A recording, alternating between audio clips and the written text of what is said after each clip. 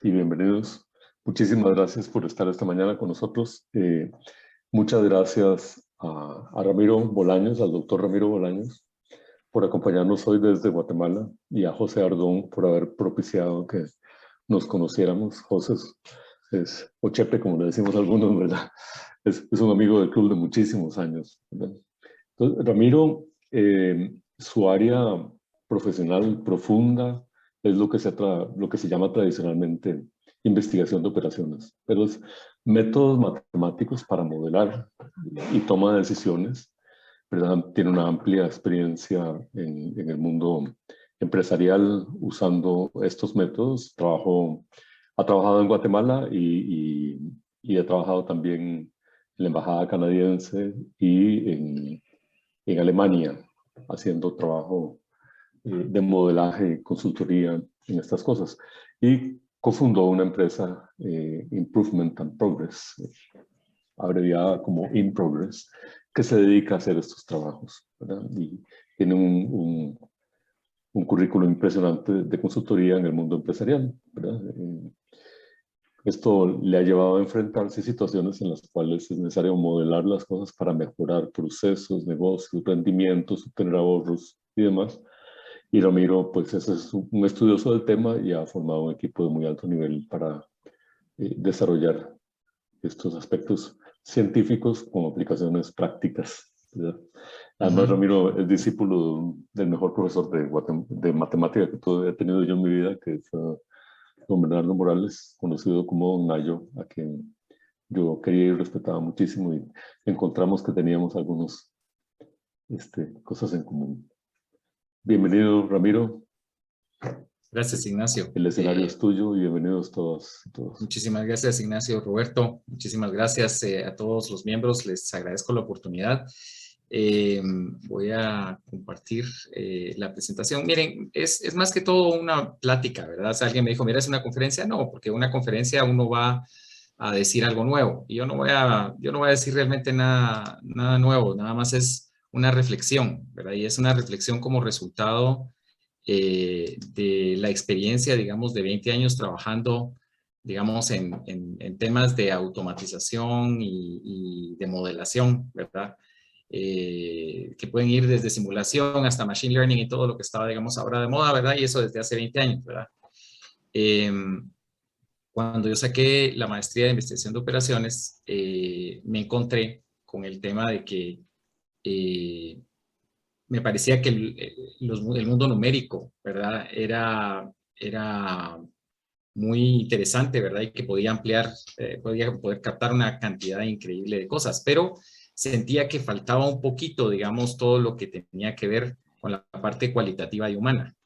Y entonces me metí a estudiar un doctorado en investigación social para tratar de entender un poquito también, digamos, la parte humana de la ciencia, ¿verdad? Y a partir, digamos, de esa investigación, que la verdad es que el doctorado me tomó 20 años, ¿verdad? Lo más difícil fue encontrar un punto que tuviera, digamos, sentido y relevancia, ¿verdad? Realmente, digamos, al final del proceso, pues yo me he puesto a analizar mucho, digamos, qué tanto nosotros estamos entrando, digamos, en una fase en la que pretendemos dejarle todo, digamos, a las máquinas. Y eso en el día a día. Entonces, un poquito la plática va a ir sobre ese ángulo, ¿verdad? Entonces, se llama mente versus máquina, creatividad humana frente al peligro de la automatización masiva, ¿verdad? Y del lado izquierdo, pues tenemos, digamos, a un equipo, ¿verdad? De la empresa, ¿verdad? Pensando cómo resolver un tema, y del otro lado, pues tenemos, digamos, a un mundo de fórmulas, digamos, y a un robot haciendo las cosas. Para esto, digamos, plática, tomé dos escritores, digamos, que ahorita están bastante de moda. No sé si ustedes han leído a Yuval Noah Harari, ¿verdad? Él tiene varios libros. Escribió el libro de Sapiens, digamos, que trataba de hablar sobre la historia humana, ¿verdad? La historia del pensamiento y cómo el ser humano, digamos, ha ido evolucionando desde un principio, digamos, en cuanto a lo que pensaba, ¿verdad? Y hablaba de 21 lecciones para el siglo XXI. Harari lo que piensa, ¿verdad? Es que al final, parte, digamos, del problema de estas 21 lecciones es que es muy posible, ¿verdad? Hay hasta una tendencia de pensamiento de que el ser humano probablemente ya no tenga tanta cabida, digamos, en la actividad económica. Una vez que todas las actividades puedan ser, digamos, automatizables, ¿verdad? O metidas dentro de un sistema, el ser humano, la mayor parte del ser humano, digamos, ya no va a tener un trabajo per se. Podemos pensar, por ejemplo, ahorita dense cuenta con el Brexit, eh, se da un problema importantísimo, digamos, en los medios de transporte, porque como ya no hay suficientes, digamos, inmigrantes, pues entonces ya no hay suficientes personas que puedan manejar los camiones y como ahorita parece que hace falta unas 140,000 posiciones, digamos, dentro del mercado británico. Eh, Han tratado de buscar soluciones hasta de ver si contratan a los presidiarios para que muevan los camiones, ¿verdad? Entonces ha habido negocios, digamos, de venta de pollo que han cerrado porque no han logrado mover, digamos, estaba viendo alguien que iba a participar en una competencia de tenis y que entonces pedía que por favor si alguien le podía, porque ahorita hasta hay un problema de gasolina porque no hay quien mueva los camiones de gasolina. Entonces alguien puede venir aquí, digamos, en el Club Tecnológico y decir, pero eso se resuelve rápido, ¿verdad? Y ahorita Tesla va a tener los carros, digamos, que se automanejan, ¿verdad? Y entonces esos autos van a reemplazar a todas estas personas que hacen falta o que no quieren. Y, por ejemplo, nosotros tenemos un proyecto con una empresa en Guatemala que maneja todo el azúcar de Guatemala. Es una empresa, digamos que los ingenios de Guate se pusieron de acuerdo, hicieron una empresa logística y esta empresa logística mueve el azúcar en toda Guatemala. Y nosotros vemos que hoy, digamos, es mucho más alto el costo del salario de las personas que manejan los camiones que el costo, digamos, de la inversión en el camión, en el tiempo, más el costo de la operación, la gasolina, etcétera, etcétera. Entonces uno diría, bueno, entonces es razonable, ¿verdad? Que nosotros busquemos reemplazar, digamos, a los camioneros por camiones, digamos, que manejan solos. Lo cual yo creo que es razonable, ¿verdad?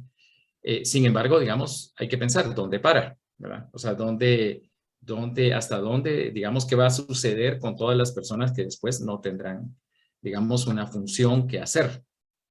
Bueno, y digamos que al final uno decía, bueno, ese es problema de ellos, ¿verdad? Ellos que encuentren qué tienen que hacer, la sociedad tiene que avanzar, ¿verdad? Algunas soluciones, digamos, están, por ejemplo, ya Finlandia está probando con la renta básica, ¿verdad? Que es algo donde ya no es necesario que las personas trabajen, ¿verdad? Sino que sea el gobierno el que viene y da una renta básica y eso pues mantendrá y ganarán sobre los que tienen los que son de empresas, digamos, grandes, ¿verdad? Entonces, lo que él considera es que en el futuro es muy probable, muy, muy probable, digamos, que muchas de las funciones se van a quedar eliminadas, ¿verdad?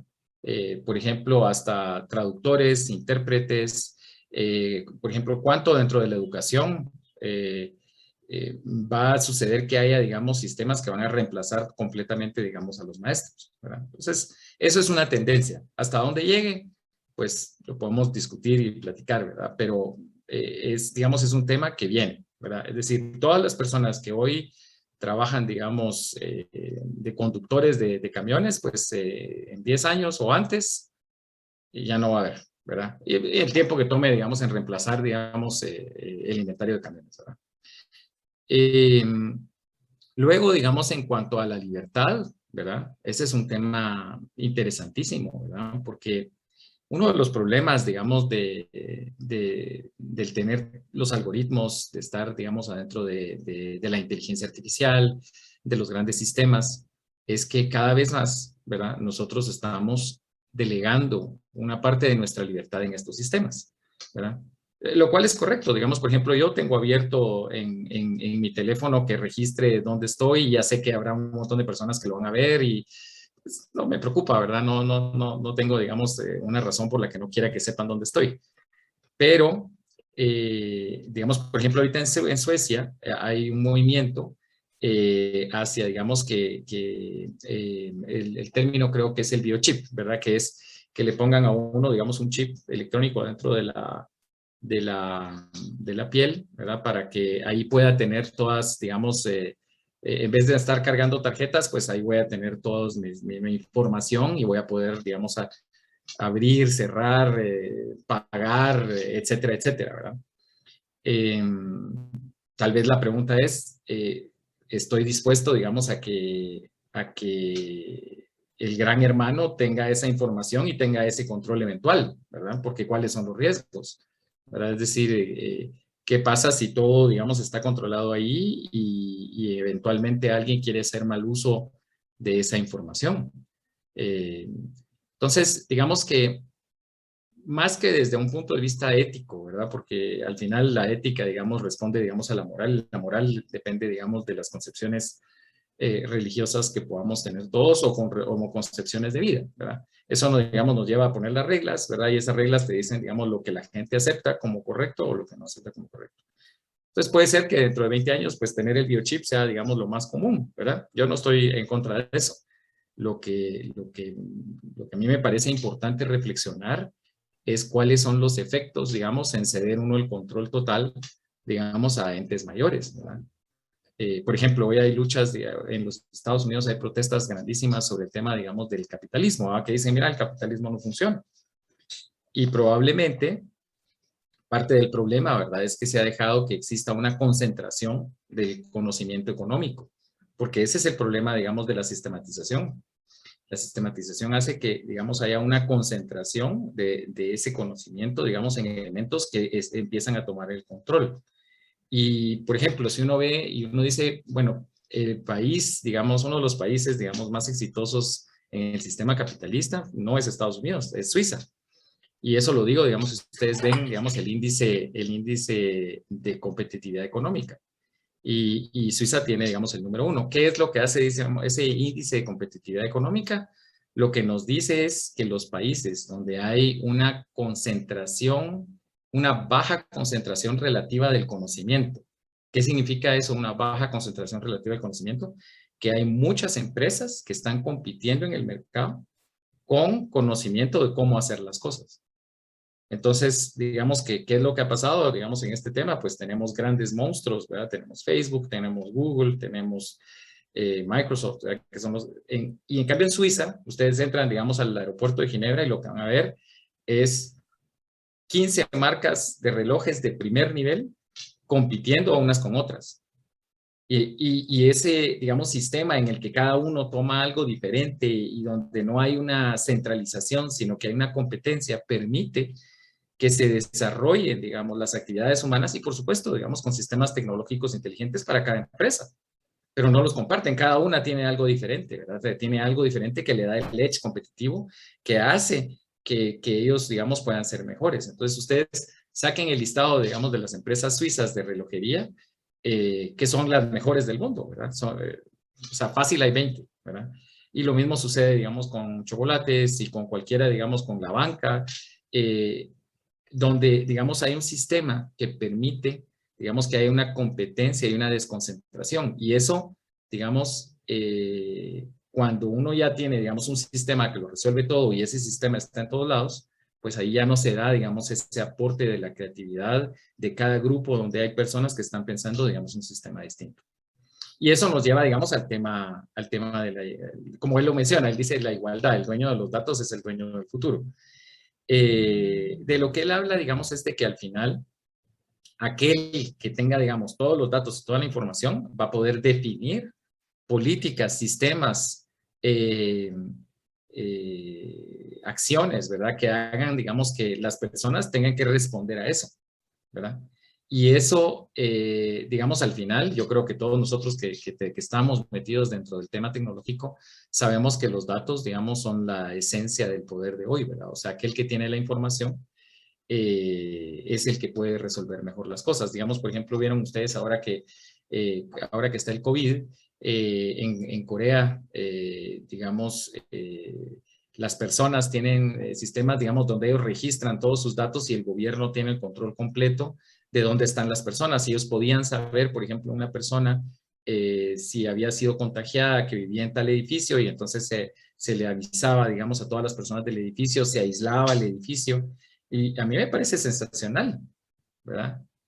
Porque al final, digamos que el gobierno tiene, digamos, toda la información y puede resolver. Ahora, ¿qué pasa ya en el día a día? ¿Qué pasa, digamos, cuando lo que se quiere, digamos, es eliminar a las personas no deseables? ¿Qué se pasa cuando, es decir, esa discusión, ¿verdad?, sobre quién tiene esos datos y quién tiene el poder y si está concentrado? Porque, digamos, al final la concentración a lo que lleva, digamos, es al autoritarismo, y el autoritarismo limita la libertad. Y uno de los valores esenciales del ser humano es la libertad, ¿verdad? Que no me impongan, ¿verdad? Y ya vamos a llegar, digamos, a un tema de eso dentro del tema de los negocios, ¿verdad? Ahora, el gran problema, ¿verdad?, es de que dice, sabes menos de lo que crees, porque al final, digamos, todo lo que está sucediendo, uno tiene información, la que le están soltando, digamos, en Internet, y que para todos nosotros es la misma.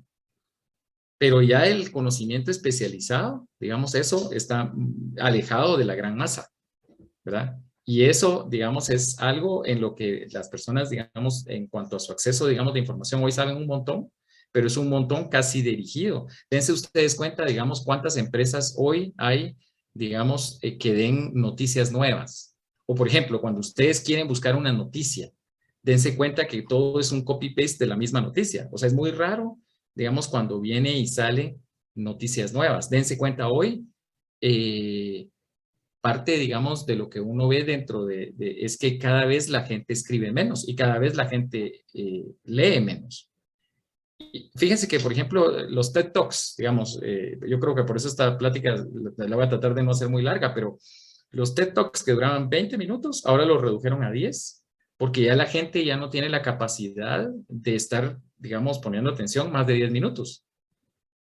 Entonces, todo esto, digamos, nos lleva, digamos, a que la concentración de ese conocimiento en puntos específicos es, digamos, desde mi punto de vista, es menos bueno, ¿verdad?, que un sistema donde nosotros permitamos que todos participen y que todos, digamos, generen, ¿verdad? Y eso lo que debería haber es no una masificación, una concentración, sino una masificación del conocimiento, ¿verdad? Y eso nos lleva, digamos, a que en el tema de la educación, ¿verdad?, ¿qué es lo que ha sucedido, digamos, en el tiempo? Yo me imagino que muchos de ustedes, digamos, serán ingenieros, digamos, de los que estudiaron en los 80s, 90s, ¿verdad? Y si ustedes se recuerdan, ¿verdad?, cuando en aquel entonces lo que uno tenía que hacer era, hasta para uno hacer una hoja de impresión, uno tenía que programar dónde quería que todo se colocara dentro de la hoja, ¿verdad? Eso antes, digamos, de cuando salieron los procesadores de palabras. ¿Qué es lo que pasa ahora? Que, digamos, los niños, los jóvenes, se han acostumbrado a apachar un botón. Y entonces la capacidad creativa fuera, digamos, del botón existente es limitada. Digamos, yo lo veo, digamos, con estudiantes de Business Intelligence, ¿verdad? Uno se da cuenta que ellos empiezan y dicen, mira, aquí tengo la herramienta y la herramienta me dice que sacó este resultado. Bueno, pero ¿eso qué significa? ¿Y será que el resultado está bueno? Pues no sé, eso es lo que dice la máquina y debe estar bueno. Entonces no hay, digamos, un desarrollo del análisis crítico para tratar de comprender si los resultados que me está dando el modelo son equivocados. Si sucedió algo que el modelo, digamos, está captando dentro de la información de forma incorrecta. Si yo soy capaz, digamos, de entender los cambios que se están dando dentro del proceso y si estoy usando el modelo correcto para entender lo que está sucediendo. Entonces, desde el punto de vista, digamos, de la educación, ¿verdad?, hay que tener cuidado de que no suceda que estamos, digamos, enseñándole a mucha gente, digamos, a usar herramientas, pero no a desarrollarlas, a entenderlas y a crear nuevas, ¿verdad? Entonces, parte, digamos, de lo que dice Noah Harari, que, bueno, él es un poco depresivo, digamos, en cuanto a la visión, digamos, de lo que va a suceder con la humanidad, ¿verdad? Pero yo creo que es nada más un riesgo que hay que tener, digamos, presente, ¿verdad? No es que, por supuesto, yo creo que la tecnología nos ha facilitado la vida. Yo me doy cuenta, digamos, de lo que nosotros podemos hacer hoy y no me imagino trabajando en varios países al mismo tiempo, atendiendo diferentes cosas sin tecnología, ¿verdad? Y sin todos estos sistemas, digamos, tan lindos que mejoran nuestra vida. El tema es, tengamos cuidado, 2 puntos, de darle todo el poder, digamos, a estos sistemas. Y 2, cuando diseñemos los sistemas de negocios, tengamos cuidado de pensar, digamos, que el sistema per se es la solución, digamos, al mercado. Por ejemplo, digamos, hay bancos que piensan que tener un sistema, digamos, digital es la solución, digamos, única, ¿verdad? Que va a cambiar, digamos, el futuro, digamos, del banco. Y yo les diría, digamos, que las empresas que tienen gran éxito, por ejemplo, Amazon, son empresas donde han logrado combinar, digamos, el avance de sistemas con el excelente uso, digamos, del ser humano, ¿verdad? Es decir, si ustedes, digamos, leen el libro 14 cartas de Jeff Bezos, ¿verdad? Donde habla, porque él como que hacía una carta al año, digamos, sobre los temas. Y él habla sobre la importancia, digamos, que la esencia que es el ser humano, digamos, en su empresa, ¿verdad? Por supuesto, los sistemas, ¿verdad? Que lo hacen masivo y que eso baja los costos, digamos, del negocio, pero el ser humano como tal, ¿verdad? Es esencial, digamos, para poder comprender a otro ser humano, ¿verdad? Yo no sé si a ustedes les ha pasado, ¿verdad? Pero, por ejemplo, nosotros con mi esposa hicimos un pedido, voy a hacer una anécdota muy sencilla, ¿verdad?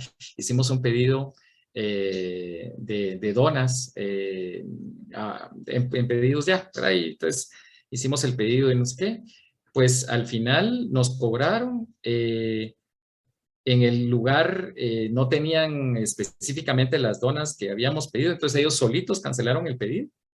Y cuando nosotros al final tuvimos que agarrar el carro, ir a traerlas personalmente, y eso sucedió hace como 3 meses, y hoy es el momento que no nos han devuelto, digamos, el dinero de las donas, que no importa, ¿verdad? Ustedes serán $20. Pero el punto es, digamos, que no se ha creado un sistema, digamos, que permita resolver los problemas cuando el sistema no funciona bien. Cuando el sistema canceló el pedido automáticamente, cuando el sistema ya no dijo y se perdió, ¿verdad? Ese tema, ¿verdad? Me parece a mí que es importante. No sé, Ignacio, si, digamos, ahorita voy a pasar a la segunda parte, si quieren que hagamos preguntas, o me voy al segundo, No, ¿cómo lo manejan ustedes? sí, tal vez algunas acotaciones, ¿verdad? Coincido con vos. Perdón, estoy opinando, pero si alguien más quiere aportar, por favor. Eh, Este, sí, es bastante sombrío, digamos, la lectura que uno hace a los temas que has tocado. Pero, por ejemplo, en relación con el primer punto, recuerdo que en estos países, sobre todo los europeos, no solamente Gran Bretaña, que han tenido una disminución de la natalidad desde hace décadas y una reducción de la población y envejecimiento de la población, no pueden sostener su competitividad sin migrantes. O sea, la innovación científica y tecnológica solo puede ser sostenida con migrantes. Por supuesto, son personas educadas las que llegan ahí o que les dan la oportunidad de llegar a educarse, a hacer posgrados ahí, se quedan ahí. Costarricenses los hay muchos, ¿verdad? Que llegan a hacer posgrados, ¿verdad? Y se quedan en empresas o centros de investigación, universidades, ¿verdad? Eso está ocurriendo, ¿verdad? Pero entonces es una migración muy selectiva. Canadá otra vez volvió a abrir las becas que hace unos 30 y pico años existían, después las cerraron y ahora abrieron una política migratoria selectiva para personas educadas y educables en muy alto nivel, ¿verdad? Para que se pueda incorporar al trabajo intensivo en conocimiento. No son los conductores de camiones de los que hablabas al principio. Claro. ¿Sí? Y bueno, yo recuerdo por lo menos en el campo de la informática, que es el que yo estoy, digamos, pero un poco desde la barrera siendo profesor, ¿verdad?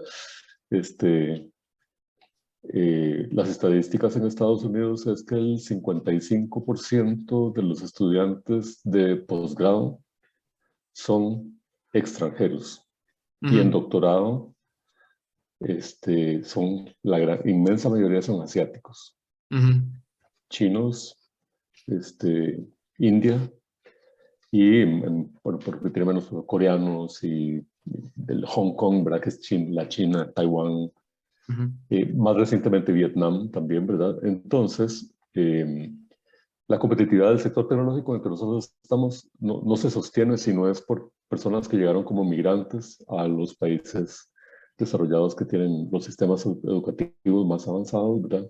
O que los han tenido hasta ahora. Cuidado con los chinos, ¿verdad?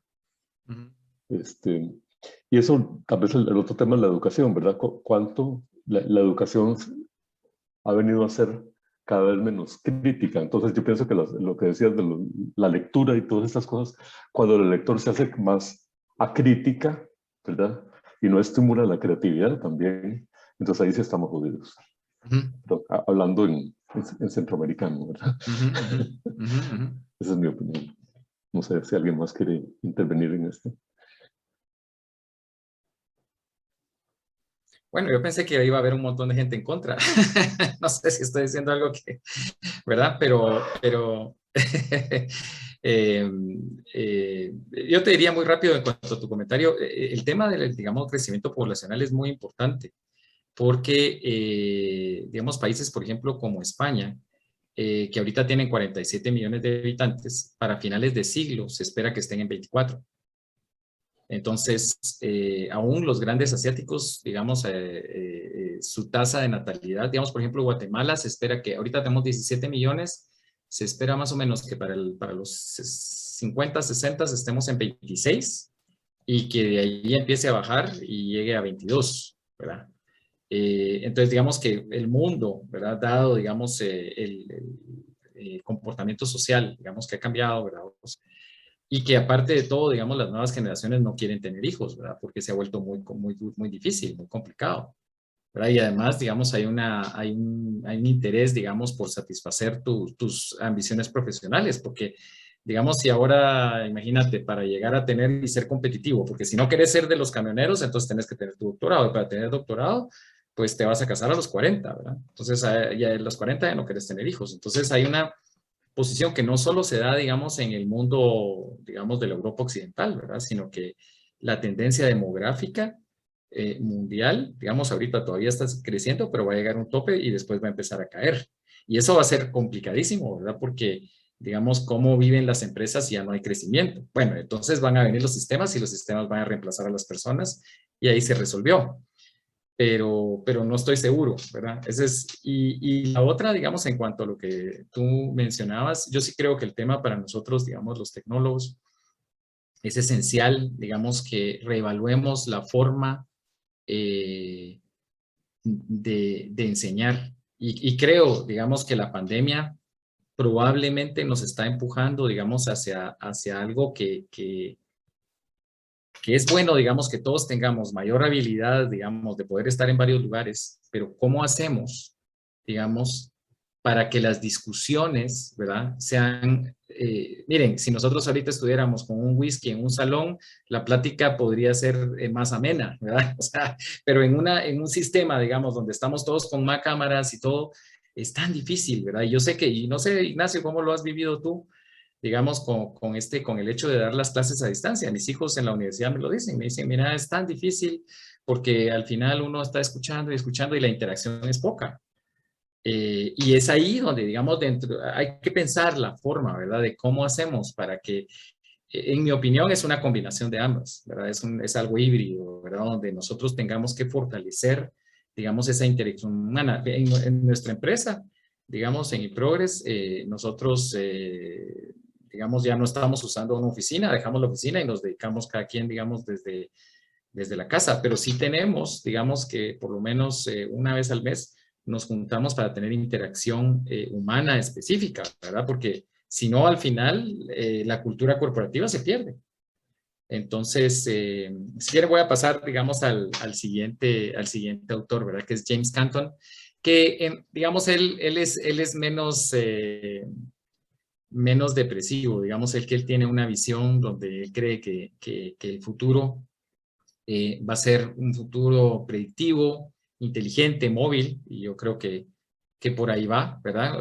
Cada vez vamos a ser capaces de predecir más, ¿verdad? De hacer más inteligentes, digamos, nuestros sistemas y de estarnos moviendo mucho más, ¿verdad? Porque vamos a poder, digamos, estar conectados más tiempo.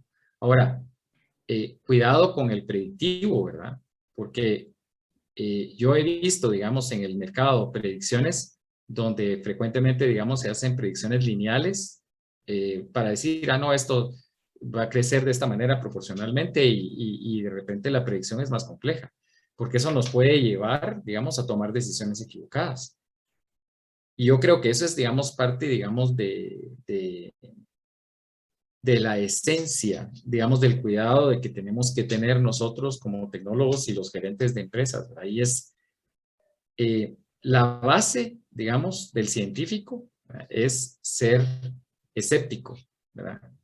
¿Y escéptico con qué? Escéptico con los datos, escéptico con el sistema.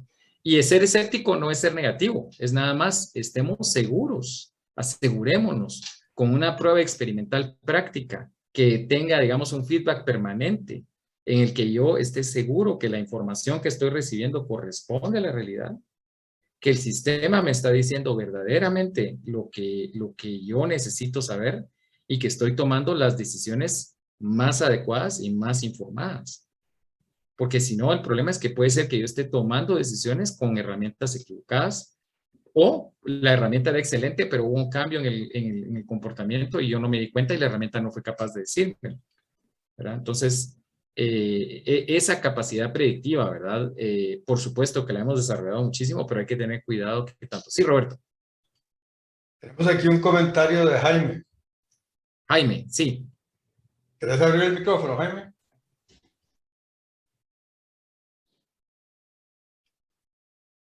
Bueno, Jaime dice que la predicción al 100% podría ser que los robots seamos nosotros. La predicción al 100%, claro, porque nosotros nos volveríamos, digamos, digamos, el objeto, ¿verdad? Y no el sujeto, ¿verdad? No sé si eso es lo que querés decir, Jaime. Sí, por ahí anda, exactamente. El tema es que al final, si usted tiene predicción en todo, pues voy a poner un ejemplo muy sencillo de fines de semana. Hay una máquina que te hace todas las reservaciones que vos ocupas para el fin de semana. Entonces ya sabes dónde tenés que ir a comer, ya sabes qué vas a hacer el domingo, ya te hizo las compras en el supermercado, ya te resolvió la vida, en buena teoría, de las máquinas. Pero ¿qué te queda para vos al final? ¿Verdad? ¿Qué decisión tomás? Ya casi que te quedas sin la posibilidad de tomar decisiones incluso. Me parece que es una parte peligrosa. Fíjate, Jaime, que yo estoy totalmente de acuerdo con vos y te voy a decir el gran riesgo es el tema de la libertad, porque ¿cuál es la base de la libertad? La base de la libertad es el poder decidir. Fíjense que si ustedes van, digamos, los que hayan tenido la suerte de ir, digamos, por ejemplo, a Eslovaquia. En Eslovaquia está Bratislava la Vieja y Bratislava, digamos, la Nueva, ¿verdad? Entonces, la Bratislava la Vieja es aquella que la construyeron los artesanos, se construyó en la Edad Media, que le hacían colochitos a todo, o sea, es pura casita así de mágica, ¿verdad? O sea, y es chiquita, es un lugar chiquito, está lleno de bares, es lindísimo, lindísimo. Cuando uno sale de Bratislava la Vieja, digamos, uno ya ve todos los edificios construidos, digamos, en la época soviética. Entonces, digamos que en la época soviética se pensaba, ¿verdad?, que la individualidad, ¿verdad?, era un lujo burgués, ¿verdad? Y entonces ellos lo que hicieron fue hacer edificios grises. O sea, alguien decidía y decía, bueno, muchachos, aquí todos los edificios van a ser de esta manera y los mirás y verdaderamente eso sí es deprimente, estar ahí, ¿verdad? O sea, porque no, o sea, es triste, es gris. Hoy, o sea, te estoy hablando 30 años después de que se abrió, todavía no han logrado, digamos, que la parte que no es la Bratislava Vieja, digamos que se ha quedado así, gris, ¿verdad? Y yo creo que es un poco lo mismo, ¿verdad? Es decir, cuando nosotros dejamos, ¿verdad?, que los sistemas por sí solos decidan todo. Dense ustedes cuenta cuántas empresas hoy uno viene, sucede lo que dice Jaime y uno quiere hablar con alguien y no hay un teléfono con quien contactar, no hay quien, aunque sea que lo trataran a uno así como de psiquiatra, pero uno quisiera poder tener una interacción con alguien para explicar que lo que uno dice, pues que lo que uno quiere no es específicamente las opciones que hay. Por ejemplo, los menús de McDonald's, pues está bien, ¿verdad? Porque es un menú limitado, pero ¿qué pasa, digamos, si yo quiero que mi plato tenga algo diferente, ¿verdad? Y claro, lo podemos poner dentro de las opciones, pero hay que tener siempre, digamos, ese cuidado de cuando ya nos convertimos en el objeto y no el sujeto. Y entonces alguien, fíjate Jaime, te va a venir a decir, sí, pero es que entonces tú vas a tener tiempo para hacer algo más elevado.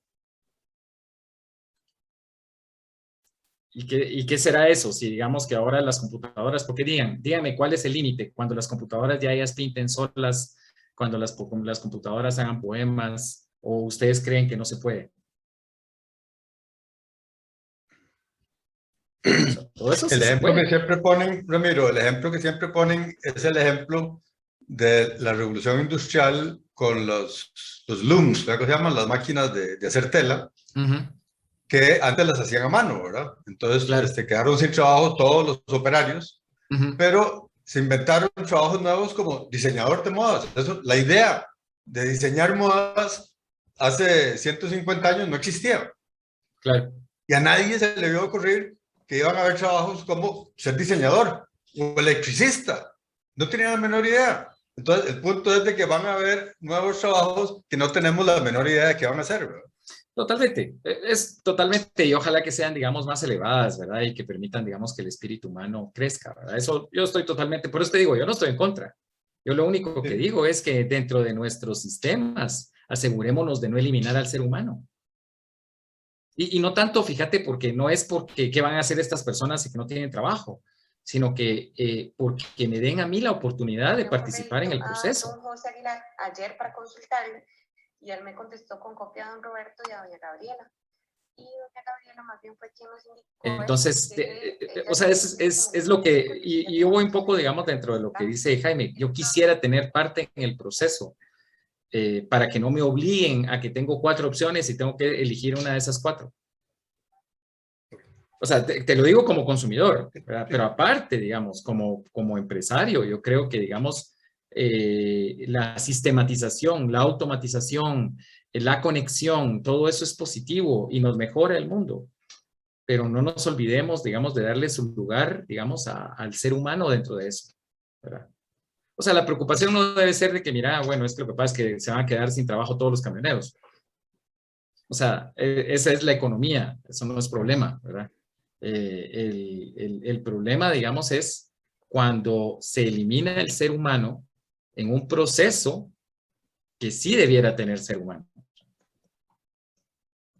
Porque miren, a ver, y ese es un ejemplo que a mí me encanta, digamos, mostrar. ¿Por qué hemos regresado a que la fidelidad máxima la tienen los discos de vinil? ¿O es solo una moda? Una moda.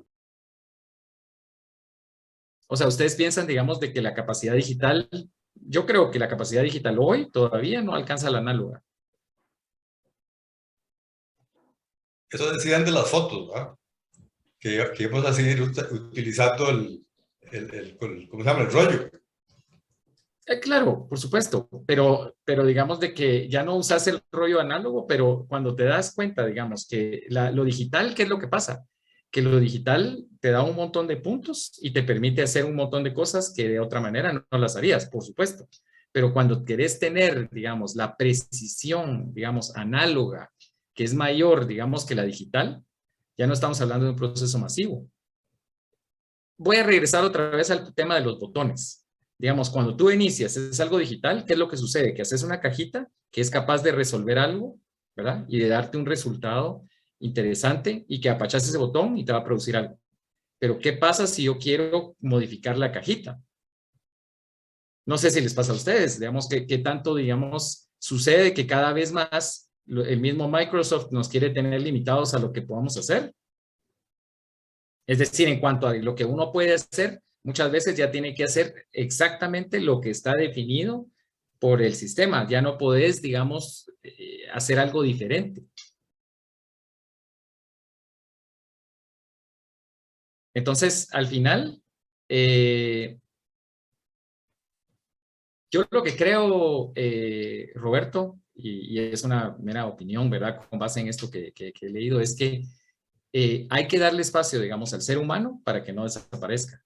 Y hay que permitir, digamos, un sistema híbrido que permita, digamos, que estos sistemas, que por supuesto, digamos, yo te voy a decir, yo tengo una cámara digital lindísima, ¿verdad? Vos que tiene una supercapacidad y ya no la uso porque prefiero el teléfono, ¿verdad? Es mucho más práctico. Además, ¿para qué quiero yo tanta calidad?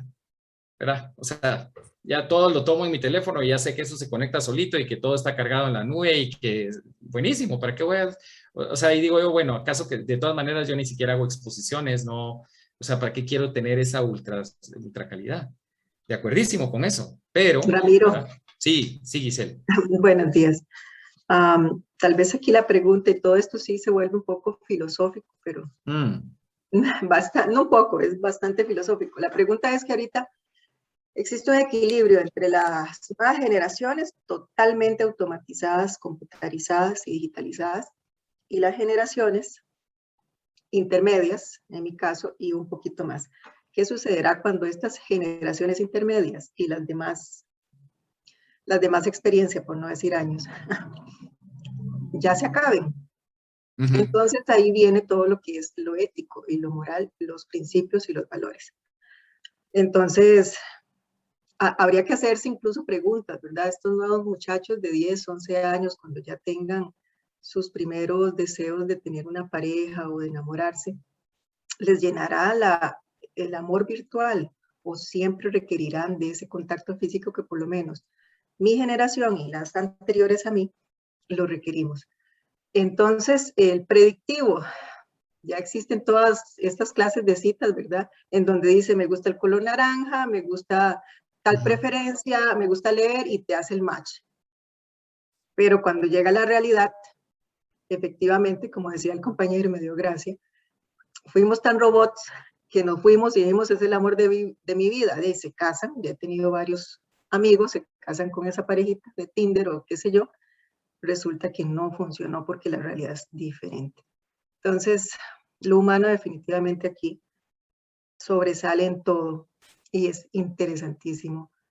Habría que ver, y todas esas preguntas que nos hacemos dentro de 40, 50 años, ¿cómo será? Interesante, muchas gracias. Gracias, Giselle. Y mire, ¿sabe qué es lo que yo planteo? Es nosotros, que somos los que hemos vivido la experiencia humana, digamos, asegurémonos de dejar sistemas que mantengan esa experiencia humana. Porque miren, de todas maneras, la historia es un péndulo y puede ser que nos vayamos totalmente, digamos, hacia lo otro y después se dé una revolución tratando de abandonar, digamos, toda esa sistematización, ¿verdad? Entonces, yo lo que digo es, bueno, adelantémonos, no dejemos que llegue hasta el otro extremo. Adelantémonos a encontrar dentro de nuestros sistemas, dentro de nuestros servicios. Por lo menos eso es lo que yo he visto que nos da mucho éxito, y de eso son los ejemplos que voy a tratar de mostrar, que son sistemas donde utilizamos sistemas automatizados, pero siempre con equipos de gente que están, digamos, conectadísimos con el cliente para asegurarse que no sea el sistema el que tome todo el control, ¿verdad? Es decir, asegurémonos, maximicemos, por supuesto. Miren, yo por supuesto creo, digamos, que un sistema es más inteligente, puede encontrar mejores oportunidades de eficiencia, puede hacer conexiones que de otra manera nosotros no podemos. Pero no dejemos de lado al ser humano, porque muchas veces pensamos, mira, fíjate que ya ahora todo este sistema me reemplaza a todas las personas. Y claro, podrán reemplazar, digamos, ciertas actividades, pero entonces creemos esas de las que está hablando Roberto, que son las que mejoran la vida de nuestro cliente. Pensemos que hoy no existe, pero que vamos a poner una posición que haga que el servicio que yo dé no lo dé nadie más. Y eso me va a permitir a mí ser mucho más competitivo. O sea, no solo darle ese sistema, digamos, a mi cliente, sino darle una experiencia. Lo que hoy hace la diferencia es la experiencia. Y esa experiencia es una combinación entre el sistema que me están dando y las personas que me tienen. ¿Verdad? Entonces, si quieren voy a pasar, digamos, a hablar un poco de los ejemplos.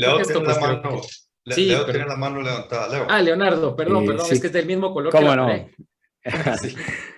No me di cuenta.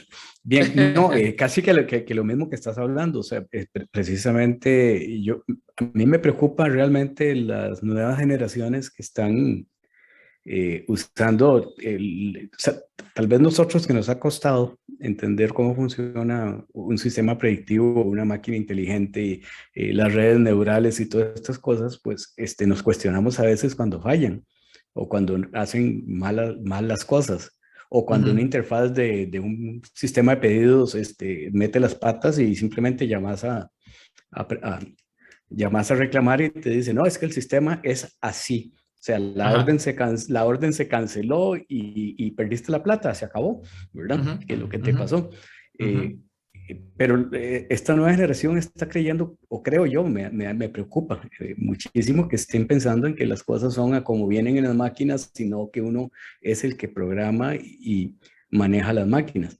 Incluso actualmente usamos sistemas de inteligencia artificial que son curiosos porque no entendemos cómo funcionan, los entrenamos, ¿verdad? O sea, usamos las redes neurales a entrenarlos y no sabemos cómo funcionan. Y entonces, qué sé yo, puede ser que luego creemos que Waze siempre acierta, por ejemplo, cuando hay presas o no hay presas.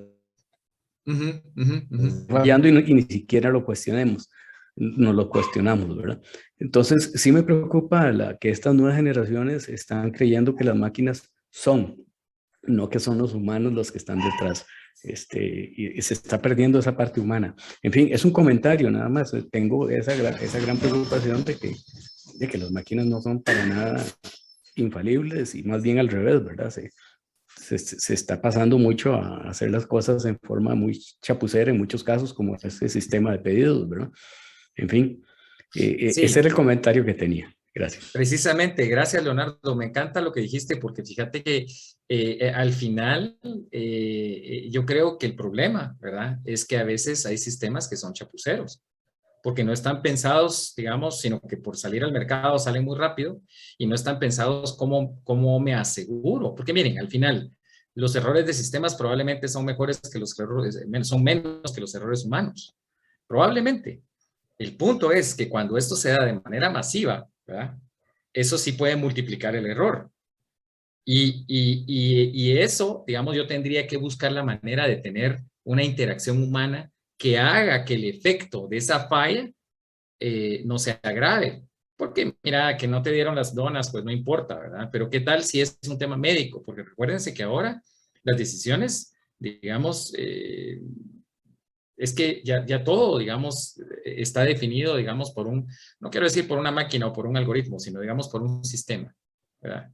Y les voy a dar otro ejemplo, digamos, de cómo, digamos, uno puede matar una empresa usando, digamos, mal un sistema. Por ejemplo, yo tuve la suerte que a mi hijo lo aceptaron en una universidad en España y entonces lo fui a dejar, ¿verdad? Para estar una semana con él antes de que empezara la U y la cosa es que ahorita pues usé unas mías y las compré con United y con las mías pues lo fui a dejar y todo lo demás.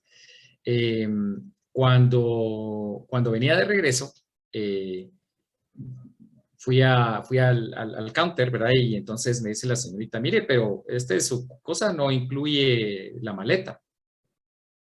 Yo le digo, pues, pero sí, le digo, mire, aquí está, el ticket dice que, o sea, estaba la maleta, ¿verdad? O sea, era de mías, pero incluía la... Sí, pero yo no sé, tiene que ir ahí a las chavas de la caja y ellas le van a decir. Entonces fui con las chavas de la caja y entonces ellas me dicen, pues vamos a ver. Y entonces me dice, no, fíjese que tiene que pagar. Son 70 euros y tiene que pagar, ¿verdad? Y bueno, no importa. Entonces se paga, digamos, la maleta, ¿verdad? Cuando regresé, digamos, a Guatemala, fui con United y no se puede arreglar. Fui con Avianca, tampoco se puede arreglar, pero lo que me dolió, ¿verdad? Fue que la señora, digamos, en el counter me dice, mire, eso es lo que dice el sistema. Si aquí dice que usted no ha pagado, tiene que pagar. O sea, no hay, y sabe que si no está de acuerdo, váyase a la terminal, y ya faltaban 3 horas para que me fuera, váyase a la terminal no sé dónde y vaya ahí a ver con United si lo arregla o no lo arregla. Ahora, esa es una historia, ¿verdad? Mucha que hemos vivido cuántas veces, etcétera. Pero, miren qué curioso. Cuando me fui a sentar, digamos, para esperar, digamos, ya el vuelo, había una señora, ¿verdad? Que estaba hablando por teléfono, era colombiana, y estaba hablando con alguien diciendo, mira, tuve que dejar tirada la maleta, porque fíjate que el sistema decía que yo tenía que pagar y yo ya no tenía dinero. Y entonces dejé tirada la maleta y ahí dejé las cosas de la niña y no sé qué.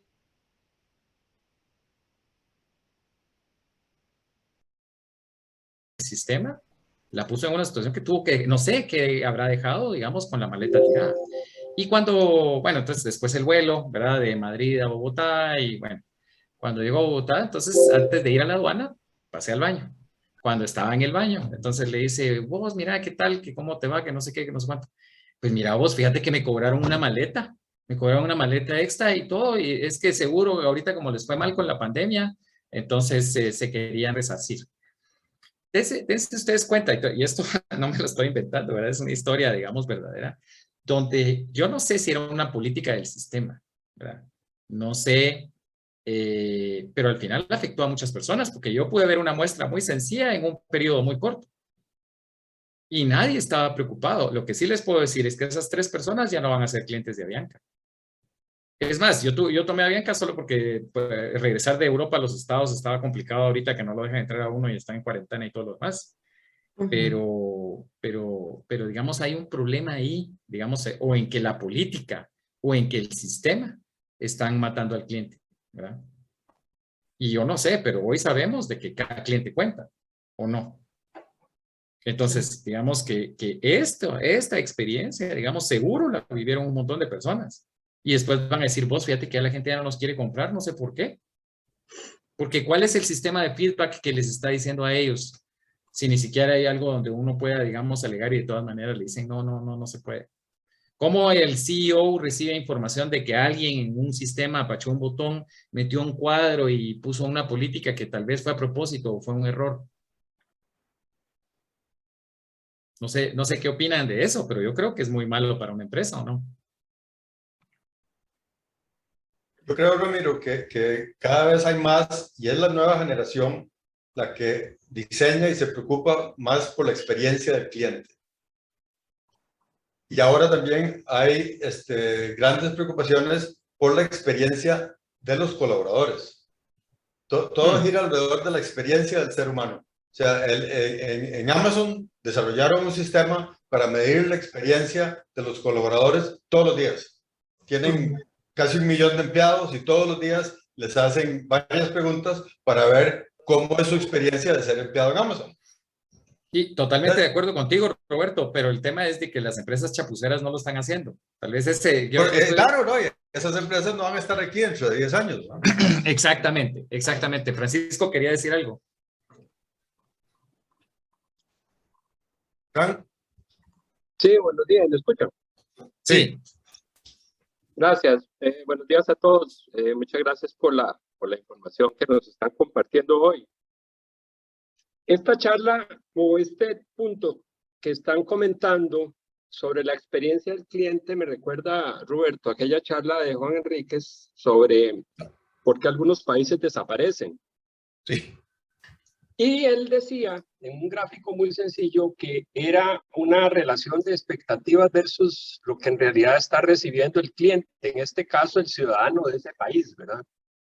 Y él contaba cómo un diplomático norteamericano viviendo en un país de la cortina de hierro en aquel tiempo, su esposa le decía la experiencia que tenía en el mercado, ¿verdad? La escasez que había y las restricciones que había para conseguir algunas cosas. Y ella le decía, este país no puede permanecer así, este país en el tiempo va a desaparecer, ¿verdad? Y era algo que el diplomático no podía entender porque su esposa, visitando el mercado, le podía decir el futuro de algo que efectivamente sucedió. Entonces, sí, efectivamente, es una relación de expectativas. O sea, si yo tengo una expectativa de lo que quiero y esa empresa no tiene la sensibilidad de leer lo que el cliente quiere, pues definitivamente esa empresa va a estar en problemas en algunos años. Y quiero relacionar esto, Ramiro, con lo que decías de los discos de vinilo. Es lo mismo, son expectativas. Si vos querés mantener una relación con un disco de vinilo que es analógico por alguna razón muy particular, porque vos sos un experto en la materia, ¿verdad? Y podés desarmar aquel equipo y volverlo a armar, o podés manipular los discos de vinilo de una forma magistral, como seguramente lo podrás hacer. Es otra vez, es una relación de expectativas que vos como consumidor tenés con aquel producto. Las generaciones nuevas probablemente no van a tener ni idea de cómo marcar o hacer una llamada telefónica a un teléfono analógico. ¿Cómo se levanta el auricular y se marca con un disco o se pulsan unos botones para hacer una llamada? Creo que por ahí vienen las cosas. Entonces, relacionando esto que has dicho y el ser humano, lo esencial del ser humano, ¿verdad? ¿Qué es lo que el cliente o qué es al final del día el ser humano espera? Dejar de mantenerse siendo humano y manteniendo esa interacción de humanos entre humanos, ¿verdad? Es un poco por ahí por donde yo creo que va la cosa. Y va a seguir siendo y va a seguir evolucionando conforme el ser humano evolucione. Eso era. Muchas gracias. Totalmente de acuerdo contigo, Francisco. Y fíjate que creo que el ejemplo del disco tenés toda la razón, porque al final, de todas maneras, ha regresado. Yo te voy a decir que yo no tengo análogos, ¿verdad? Porque no tengo tiempo, no, ¿verdad? Pero hay personas y que dicen, mira, y es lo máximo y no sé qué, y será un segmento de mercado que le gustará eso, ¿verdad? Y es un segmento pequeño, ¿verdad? Pero totalmente de acuerdo contigo con que al final, digamos, si nosotros logramos para nuestras empresas darle ese valor a esa experiencia humana y diseñar nuestros sistemas sin olvidarnos de la participación del hombre y de la mujer, ¿verdad? Eso, sin duda, ¿verdad? Va a asegurar la sobrevivencia de nuestras empresas y de los sistemas que estemos diseñando, ¿verdad? Yo no sé cómo estamos de tiempo, Ignacio. Dale. Pero ¿cuánto nos quedará? ¿Media hora? Sí. No. Muy rápido. Digamos que el punto, ¿verdad? Que es que tiene que empezar con que al final quienes definan el futuro, la estrategia, debieran ser seres humanos. Y quienes redondeen el servicio sean seres humanos. Porque podrá ser una pantalla de interacción y todo, pero siempre debería haber un equipo de seres humanos que se aseguren que la experiencia es la mejor. Les voy a dar un ejemplo. Un amigo mío me dice, mira vos, fíjate que yo hice uso de un sistema excelente, mira vos, para hacer inversiones en la bolsa. Y me dice, fíjate vos que uno se mete en la página y entonces yo me metí y no sé qué y probé una cosa y no me funcionó y no sé qué y no sé cuánto. Al ratito recibí una llamada de los estados. Y entonces me dice, mire, fíjese que nos hemos dado cuenta que usted en este momento está tratando de hacer tal cosa, pareciera ser que tiene algunas dudas, permítame que lo acompañe y lo ayude para que usted logre sacarle, digamos, el mayor beneficio, digamos, a su inversión. Eso es de lo que yo estoy hablando, ¿verdad? Porque entonces tú tenés tu sistema, digamos, y el sistema fue tan inteligente que detectó que el chavo estaba perdido, ¿verdad? O sea, qué inteligente el sistema que detectó pero no pusieron a un robot a que lo llamara, sino que pusieron a una chava que lo llamó y le dijo, mire, ¿cómo lo puedo ayudar? Y eso me parece a mí que digamos, es algo que no hay que olvidar y que además en nuestros sistemas puede dar una ventaja competitiva. Sí, qué lindo, imagínate que estás en el sistema y todo lo demás y que sea tan inteligente que pueda detectar que lo que estás haciendo está medio errático, ¿verdad? Igual podrán equivocarse y decirle, no, mire, no se preocupe, yo estoy bien, ¿verdad? Pero ese enfoque, digamos, donde nosotros nos aseguremos que el cisne negro, ¿verdad? Que no está dentro del sistema pensado, pueda ser atendido por seres humanos, ¿verdad? Puede ser resuelto por seres humanos para mejorar esa experiencia final del ser humano, ¿verdad? Ese es, digamos, como que la esencia del mensaje de la plática de hoy, ¿verdad? Es decir, por supuesto que la tecnología, por supuesto que los sistemas, por supuesto que lo moderno, pero yo les diría, digamos, que si nosotros nos aseguramos que nuestros sistemas tengan ese punto final, digamos, de redondeo que le puede dar, digamos, el ser humano, sin duda, vamos a tener un mejor resultado. Y yo creo, Ignacio, tú que estás en la parte educativa, que esa es la parte que falta. Es decir, cuando ya nosotros decimos, mire, es que todo ya está grabado ahí un video y haga preguntas si tiene preguntas y etcétera. ¿qué tal si nosotros tenemos sistemas tan inteligentes que nos permiten entender que hay alumnos que no entendieron? ¿Y qué fue lo que no entendieron? ¿Y qué es lo que tenemos que mejorar? Si ya solo tenemos un video grabado ahí o algo que ya estamos limitando, digamos, las grandes capacidades de nuestros sistemas, ¿verdad? Y sobre todo, estamos limitando nuestra capacidad de satisfacer las necesidades de nuestros alumnos. Porque miren, al final, lo que va a suceder, digamos, en el tiempo, y puede ser que me equivoque, pero en el tema de educación, si nosotros lo hacemos demasiado sistemático, es que los niños van a decir, bueno, pero y mejor, ¿por qué ya no estudio, sino que mejor solo aprendo en internet? O sea, hay varios movimientos que están ahora donde dicen, mira, pero si ya todo está en internet, ¿para qué te vas a meter a estudiar? Es tan baja, digamos, la interacción hoy con el maestro, con el catedrático, con el profesor, ¿verdad? Entonces, eso creo yo que es algo, digamos, que tenemos que preocuparnos, ¿verdad? Para que nos aseguremos que nuestros sistemas tengan la mejor calidad humana end-to-end, ¿verdad? Utilizando toda la inteligencia artificial y todo lo demás que está a nuestra disposición, ¿verdad? Y creo, y estoy de acuerdo, digamos, con lo que decía Francisco, Giselle y Leonardo, el ser humano debe seguir siendo la esencia, ¿verdad? Las máquinas deben estar a nuestro servicio, no al revés. Y creo que, digamos, ese fue el comentario, denme un segundito, de Jaime, el comentario de Jaime, ¿verdad? Que era, no permitamos, ¿verdad? Terminar nosotros al servicio de las máquinas, ¿verdad? Bueno, les voy a dar un par de ejemplos muy rápidos de sistemas que ustedes, por supuesto, digamos, ya conocen. Ramiro. Sí, claro. Mira, pasaste rápido la lámina anterior, porque digamos que no la analizaste a fondo, pero nada más quería comentar que me gusta mucho esta lámina, porque esta lámina, aquí lo que estás haciendo es enmarcando toda la conversación tan filosófica y tan humanista y tan futurista que hemos tenido hasta ahora, que se ha tenido hasta ahora sobre el futuro, las máquinas, la humanidad, esto y lo otro, lo estás enmarcando dentro de un ambiente empresarial, dentro de la empresa, en la toma de decisiones de la empresa para servir mejor a sus clientes.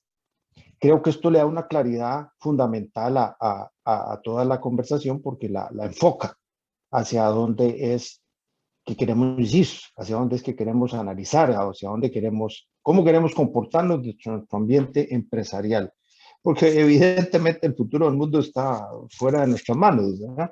Mientras que el futuro de nuestra empresa, pues sí es en lo que tenemos que trabajar. Así que quería nada más agregar ese comentario. Pues muchas gracias. Fíjate que es muy sencillo el diagrama, ¿verdad? Pero lo que busca, digamos, es que el rojito no lo dejemos de lado, ¿verdad? Que no nos quedemos solo con lo negro, sino que el rojito, digamos, desde un principio sea capaz de seguir definiendo, digamos, el norte y que el otro sea capaz de seguir redondeando, digamos, esa experiencia humana, ¿verdad? No sé si hay algún otro comentario ahí. Bueno, pues mire, ahora un par de ejemplos, digamos, por ejemplo, este es un sistema, digamos, que predice, utilizando un sistema bayesiano, digamos, cuáles, digamos, son los precios que debiera tener, dado la elasticidad precio de la demanda, digamos, de un tipo de cuarto, ¿verdad? Y nos damos cuenta que al final el sistema, pues, digamos, predice mejor, digamos, en los de arriba, digamos, tenemos lo que pusieron las personas con base en lo que ellos piensan y el de abajo lo que el sistema recomienda, y lo que el sistema recomienda te genera, digamos, una utilidad mayor si siempre te vas, digamos, a partir del uso del sistema, ¿verdad? Entonces, evidentemente el sistema pues puede hacer y considerar cosas, ¿verdad? Mucho más inteligentes y mucho más interesantes. Puede tomar y entender la demanda, puede calcular la segunda derivada para encontrar, digamos, cuánto es el punto máximo de interés de la demanda elástica, etcétera, ¿verdad? Puede tomar estacionalidades, puede tomar una serie de cosas, ¿verdad? ¿Y tener datos cuánto tiempo para atrás para poder hacer el pronóstico? ¿Son series de tiempo? Son series de tiempo y fíjate que el problema, digamos, ese es un problema, digamos, generalmente complejo, porque si tú tomas muchísimos años para atrás, digamos que agarras 5 años, el problema es que vas a privilegiar comportamientos de hace 5 años que probablemente hoy ya no se dan. Ya. Entonces, nuestra experiencia, digamos, es que tratamos de que el periodo no sea de más de 3 años, ¿verdad? Digamos que el 3, por lo menos, nos aseguramos que nos dé cierta tendencia y que la estacionalidad se marque, ¿verdad? Porque aquí, por ejemplo, nosotros pudimos entender el sistema, digamos, lo verde dice que es una demanda baja, ¿verdad? Entonces podemos entender, y está fácil, ¿verdad? Que el domingo y el lunes es día de baja demanda, pero date cuenta que el domingo 28 es un día de demanda alta. Y que el martes 30 es un día de demanda alta. Y que después tenés un día, el miércoles 31, que es demanda media, pero también el miércoles 21 es de demanda media. Y esa de clasificación de baja, media o alta, lo que hace es que te permite entender si vas a usar la curva de elasticidad, digamos, en qué zona, ¿verdad? Y entonces, ¿qué es lo que hace? Por ejemplo, digamos en el verde, ¿por qué decimos nosotros, digamos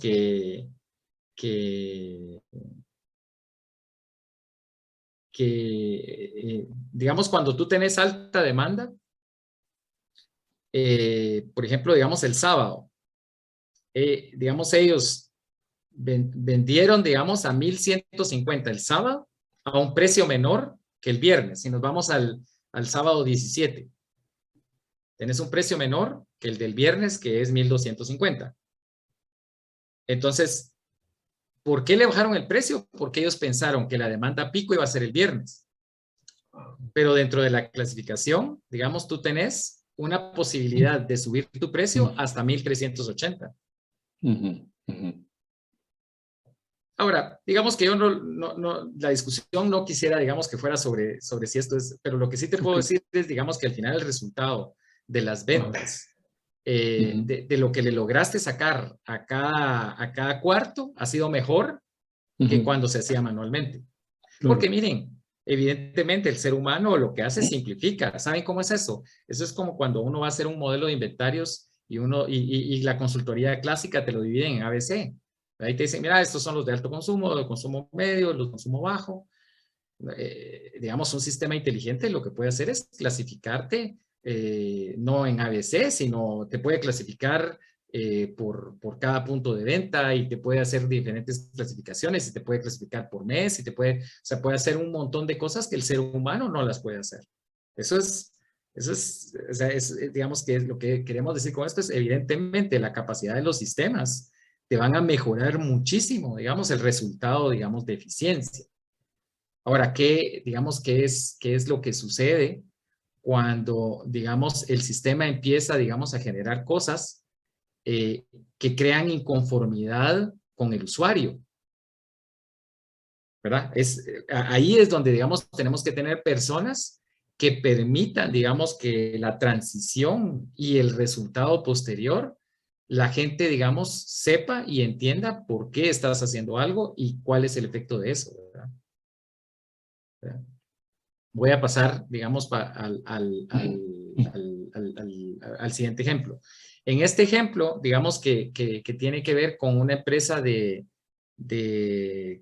lo que hacen es que venden internet, ¿verdad? Ellos es una telefónica grande que venden internet y el problema que tienen es que cuando ellos quieren, digamos, le llaman la fiabilidad técnica, digamos, para poder saber si del punto de donde están solicitando el internet, cuál es el nodo más cercano, cuánto va a ser la distancia y cuánto va a ser el costo, y considerando los aparatos que se tienen que poner para que la señal llegue bien. Entonces, esas digamos, fiabilidades se tardan hasta 15 días. Esto no es para el mercado de consumo masivo individual, sino es para el mercado de oficinas. Digamos, donde, por ejemplo, pensá que la Bayer viene y le dice a una empresa, mira, yo quiero poner internet en todas mis oficinas de América Latina. Y entonces los internet, eso, son más poderosos y entonces tenés que hacer un análisis más detallado. Ese análisis técnico se tarda 15 días. Entonces lo que hace nuestro sistema es que él viene y estadísticamente te dice cuánto va a ser la distancia del punto al nodo, y después de eso te dice cuáles son los aparatos que vas a usar y cuál va a ser el costo para poder llevar, dado el tamaño del internet que tenés que hacer. Entonces ahí te redujiste esos 15 días a un día, ¿verdad? Ahora, y fíjense que interesante, porque nosotros logramos un doble efecto, que fue el efecto, digamos, de hacer más rápido, digamos, el sistema, lo cual nos redujo, digamos, el tiempo, digamos, para poder hacer esa cotización, pero en segundo lugar, y eso fíjese que incrementó la tasa de aceptación, digamos, de nuestras cotizaciones prácticamente al doble, pero en mi opinión, lo que maximizó fue que en vez de tener, digamos, el número de técnicos se redujo, evidentemente, pero se maximizó el número de personas que estaban atendiendo a los que tenían dudas sobre las cotizaciones.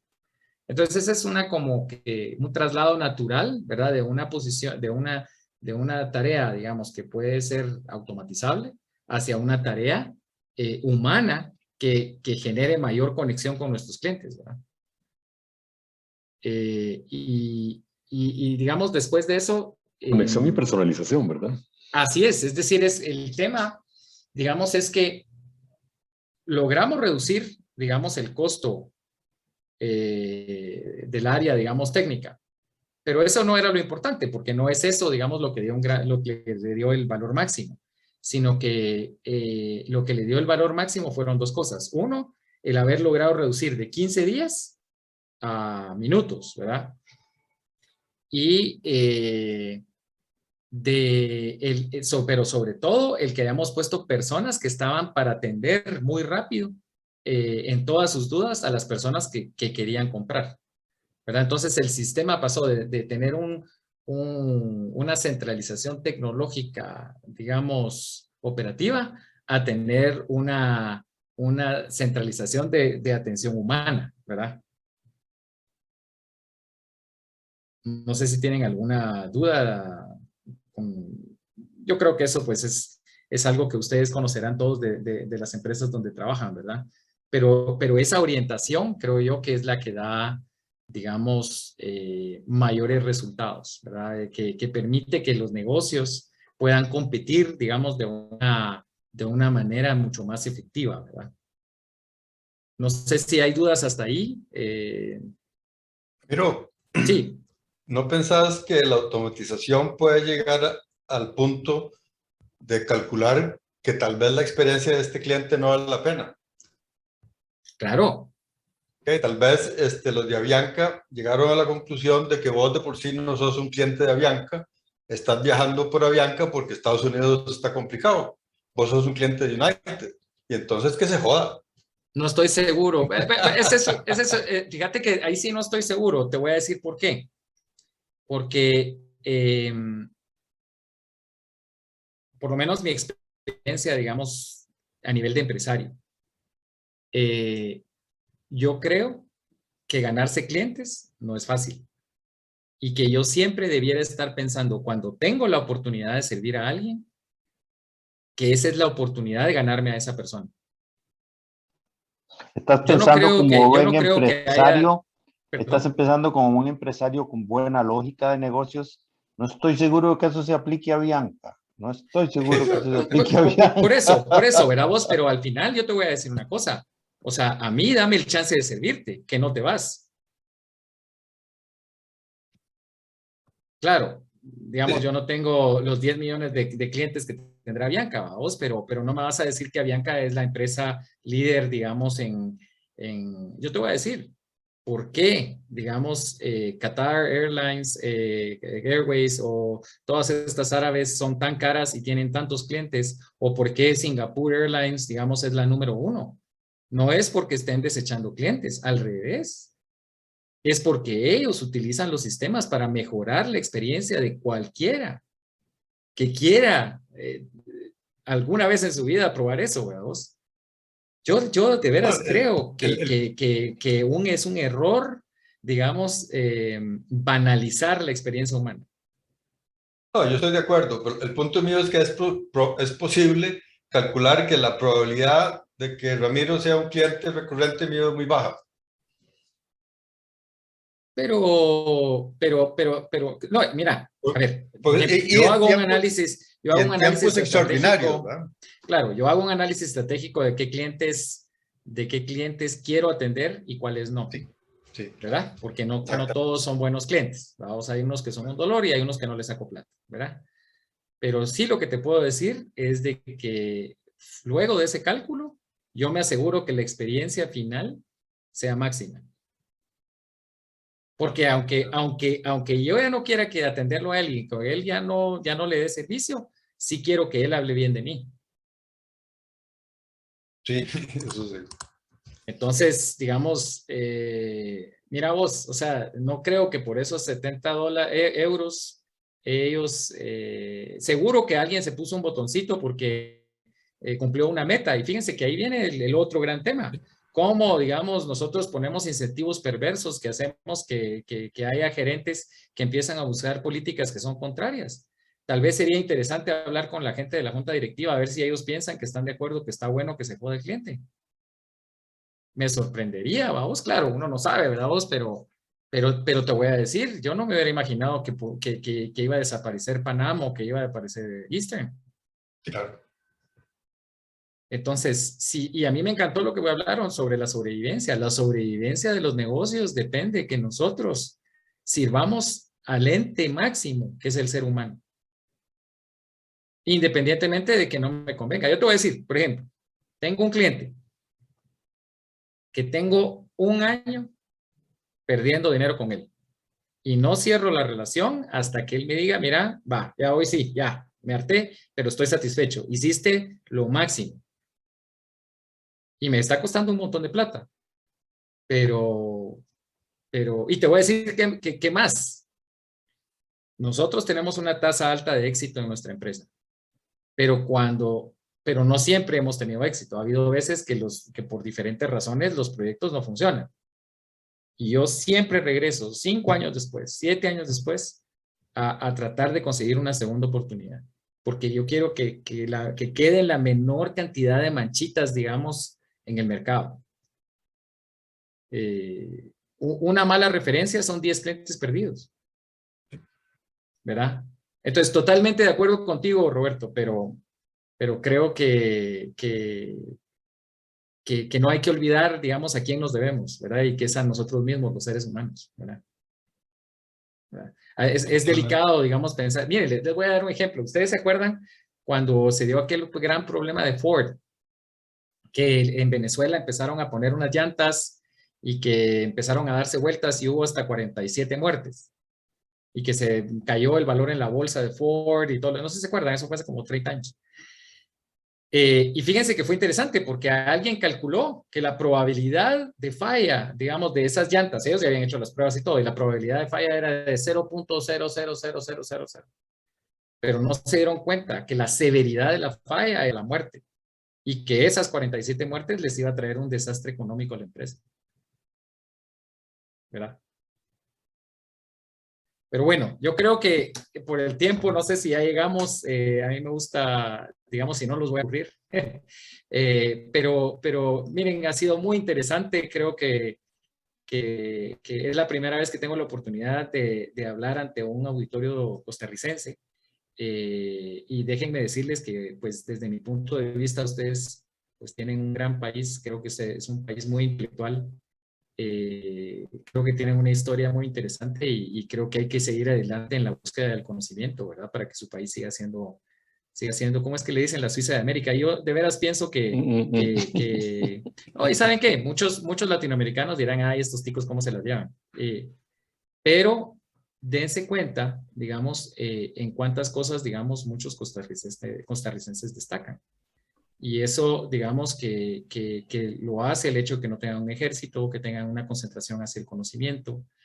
Y eso me parece importante, ¿verdad? Y creo que es algo que sería interesante que los centroamericanos tratáramos de emular, ¿verdad? Tener más personas pensantes, ¿verdad? Muchas gracias, Ramiro. Tal vez si dejas de compartir, podemos hacer un wrap-up.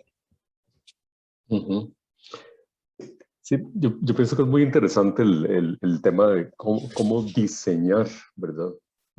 La tecnología, las relaciones de empresa, los sistemas educativos y demás, para que la persona, the person in the loop, o sea, que esté en, ¿verdad?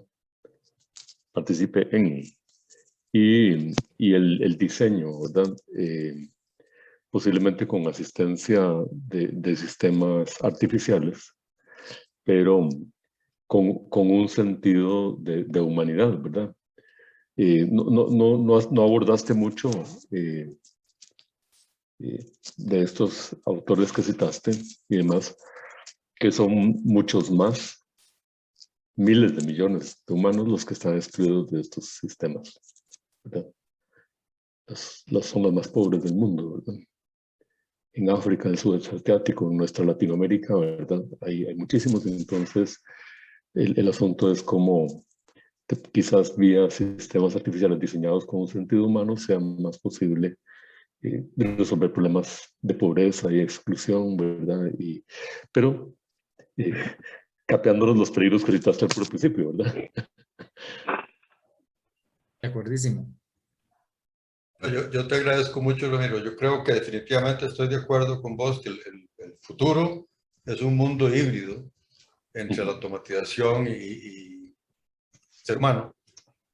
Lo que pasa es que no tenemos la menor idea cómo se hacen las cosas híbridas, ¿verdad? ¿Quién decide cuánto y cómo y dónde ellos? Vamos a hacerlo, ¿verdad? Vamos a averiguarlo de camino. Pero un mundo totalmente automatizado no funciona y un mundo totalmente desautomatizado menos, ¿verdad? Entonces, ¿cómo encontrar y cómo diseñar esos sistemas híbridos? Ahora hablan del trabajo híbrido. Vamos a trabajar un rato en la casa y un rato en la oficina. Bueno, ¿qué? ¿Cómo se come eso? No sabemos. Vamos a averiguarlo. No queda otra, ¿no? Yo creo que es la oportunidad, Roberto, para que pensemos y que reflexionemos al respecto, ¿verdad? Claro. No, por eso te agradezco tanto. Pues les agradezco yo a ustedes, muchísimas gracias, fue realmente un placer, y a José, que estuvo empujando tanto esto, te lo agradezco mucho. Muchas gracias, Chepe. Así que muchas gracias. Me hacen el favor todos y prenden la cámara y el micrófono y hacemos un poco de bulla para agradecerle, Ramiro. Muy bien, Ramiro, muchas gracias. Gracias, Ramiro. Gracias. Gracias, Ramiro. Gracias a todos que pudieron venir. Buen día a todos. Gracias a todos. Nos estamos viendo. Francisco, por favor, contesten la encuesta. Nacho. Gracias. Hasta luego. Buen día. En contacto. Buen día.